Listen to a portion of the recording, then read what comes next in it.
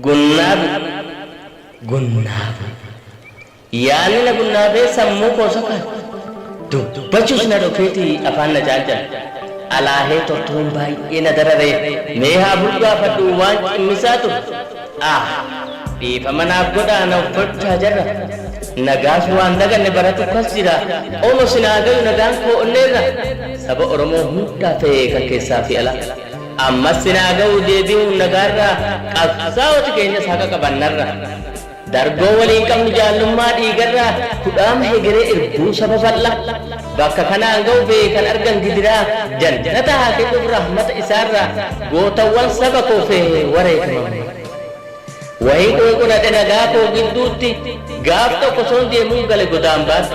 sena sabaro mo to konga puriti qalbi dal gatta en dubbisi sirriti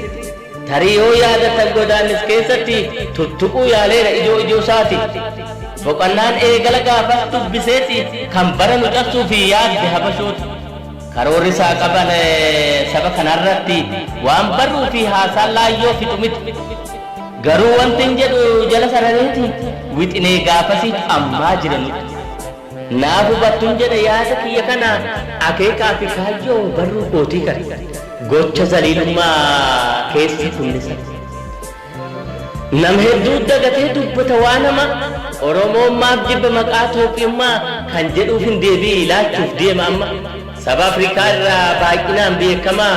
martee gubbaa taa'uun qooddeef maqaa hama kan caalaan dubbatu haa nyaattu garama yeroo irra darbeetiin dubbadhasa amma kan bu'aanuuf qabusi haala ammaa kana isa hawaasa jeeqee burjaajessu kallattii qabsiisuun namuufuu dirqama parsantii yoo keenya hundaaf oromummaa dhibbaaf dhibba qabnaa kan hin taane mama wantin kana kaasuuf dhiiroo waan tilmaama nama tokko tokkotu waa'ee oromummaa kaan abbaatti godhee ofiif taa ilma ilaalcha of moohummaan dadhabama moo beekaa dabuudhaan ta'an sakaalama ana kan na dhibe dubbiin takka tana silaa galiin kaayyoo kan hundaa tokkuma mee bu'aa maaliitii fi saba wal nyaachifte kuno dubbiin kana kumoo koo dhiiga koo sin caalaa waan beeku dhagaa ergaa koo dubbiin tun hundaa fi addan baaftu hundatu naaf dhiiga gudee da'aa kooti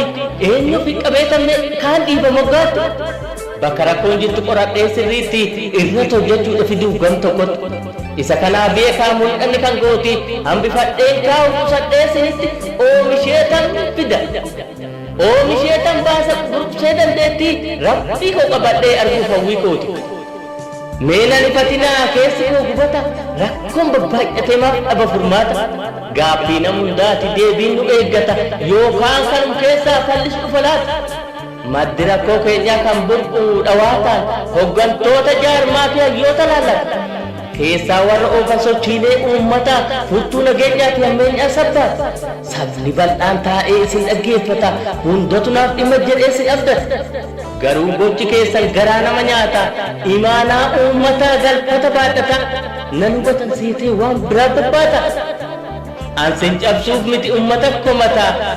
akkan soban jedhee ragaatu baay'ata ragaan armaa gadi maddisaa ilaalcha tokko tokko cabsuu fi ceekuurra dhaabbachaa miseessaaf deeggaraa isaaniif taphachaa ofii nama ta'uun kaan bineensa gochaa halkan ciisa dhabuun jechoota quwachaa kamtu kiiloo kaasuun qilee buusa jecha miidiyaa hawaasaarree sobaan tasa gochaa maal ololaan turre hawaasa maraachaa maal ololaan turre hawaasa taphachaa kana qofaa miti yeroo dabre keessa waan namuu taajjabne sanan har'a kaasa dhaaba karaa nagaan gala biyya keessa kan dhugaan uummataa jirtu harka isa fakkeenya gabaabduu waan godateen kaasa caasaalee dhaabichaa tarreen jiran keessa shanee gumii kaasuun micciiruun siyaasa gumii biraa dhiisuun bixxilanii keessa shaneen akkas gooteen dhaabicha xureessaa mataa qabuudhaan jalqaban doorsisa maqaa shanee jedhu warra hidhaman keessa tokko